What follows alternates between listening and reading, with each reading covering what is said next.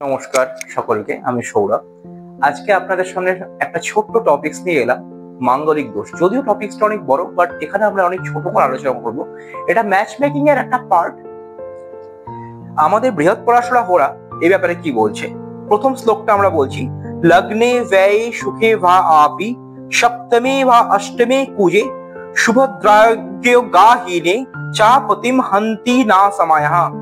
English they may translate করি, the woman born becomes a widow if Mangal is in the first, 12th, 4th, 7th or 8th unexpected by benefics.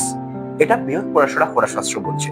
পরবর্তীকালে অগস্ত্য সংহিতা বলছে, লগ্ন ব্যয় চ পাতালে জামিত্রে ষষ্ঠমে কুজে কন্যা ভর্তৃ বিনাশায়া ভর্তা কন্যা বিনাশাকা। If there is Mars in the first, 12th, 4th, 7th, 8th in the husband's horoscope, it destroys the wife, and if in the wife's horoscope, it destroys the husband. এবং মনসাগরি বলছে, if there is Mars in the first, 12th, 4th, 7th, 8th in the husband's horoscope, it destroys the wife, and if in the wife's horoscope, it destroys the husband. The same. সেখানে শ্লোকটাও এরকম বলা হচ্ছে, ধ্যানে ব্যয় চ পাতালে জামিত্রে ষষ্ঠমে কুজে কন্যা ভর্তু বিনাশায়া ভর্তু কন্যা বিনাশায়াতি। অর্থাৎ লগ্নে, চতুর্থে, সপ্তমে, অষ্টমে, দ্বাদশে মঙ্গল যদি থাকে হাজবেন্ডের হরোস্কোপে বা ওয়াইফের হরোস্কোপে, তাহলে একে অপরকে সেটা এফেক্ট করে এবং সেক্ষেত্রে ডেথ অফ ম্যারেজের কথা বলা হয়েছে, বিবাহের মৃত্যুর কথা বলা হয়েছে। এটাকে এখানে কিন্তু রাইটলি বলা হয়নি যে হাজবেন্ড মারা যাবে বা ওয়াইফ মারা যাবে। ডেথ অফ ম্যারেজটা বুঝতে হবে either through divorce or through death of husband or death of wife. এবার কথাটা হলো যে আগেকার দিনে আমাদের যে সমাজ ব্যবস্থা ছিল, সেক্ষেত্রে যেহেতু ডিভোর্সটা এত কমন ছিল না, সেক্ষেত্রে জ্যোতিষীরা বারবার বলতেন যে এটা হয়তো মৃত্যু।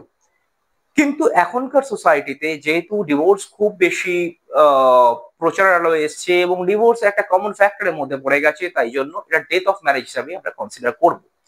এবার এই কথাটাতে আসি, মাঙ্গলিক।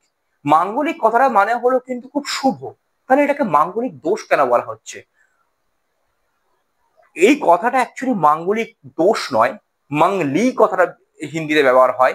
এবং আমাদের যে আগে জ্যোতিষীরা ছিলেন তারা কিন্তু বলতেন ভৌম দোষ, অর্থাৎ মঙ্গলের দোষ।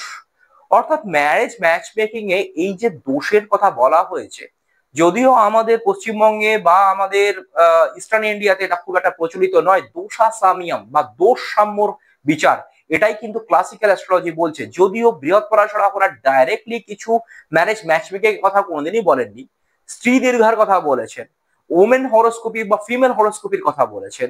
তো সেক্ষেত্রে আমরা যতগুলো পাপগ্রহ পাচ্ছি, অর্থাৎ নেচারাল ম্যালিফিক্সের কথা এখানে বলা হচ্ছে, সেক্ষেত্রে বলা হচ্ছে স্যাটার্ন, রাহু, কেতু, মঙ্গল, শনি। এবং এই পাঁচটা গ্রহ লগ্নে, চতুর্থে, সপ্তমে, অষ্টমে, দ্বাদশে থাকলে এর একটা পাপ প্রভাব থাকবে এবং সেটা তুল্যমূল্য ভাবে হাজবেন্ডের হরোস্কোপ এবং ওয়াইফের হরোস্কোপকে বিচার করতে হবে। পরবর্তীকালে আমাদের ক্লাসিক্যাল বই যেমন বেদান্ত দীক্ষিতার জাতকা পারিজাতা বা ফলদীপিকা বলেছে যে সেকেন্ড হাউসে মঙ্গলকেও কনসিডার করতে হবে। কেন সেকেন্ড হাউস কনসিডার করতে হবে তারা বলছে, অর্থাৎ আমাদের যেহেতু সেকেন্ড হাউস হচ্ছে কুটুম্ব ভাব, সেটা ছেলের ক্ষেত্রেও, ছেলের শ্বশুর বাড়ি হচ্ছে কুটুম্ব, যে মেয়ে বিয়ে করে শ্বশুর বাড়িতে আসছে তার ক্ষেত্রে কিন্তু ছেলের বাড়িটা হচ্ছে কুটুম্ব। তো কুটুম্ব ভাবের বিচারের কথা বলা হয়েছে, তার জন্য সেই হাউসেও যদি পাপগ্রহ থাকে সেটাও কিন্তু দোষের মধ্যে আসবে। এবং যেহেতু এগুলো পাপগ্রহ নেচারালি ম্যালিফিক, তাদের একটা প্রভাব বিবাহিত জীবনে থাকে, তার একটা তুল্যমূল্য বিচারের খুবই প্রয়োজন।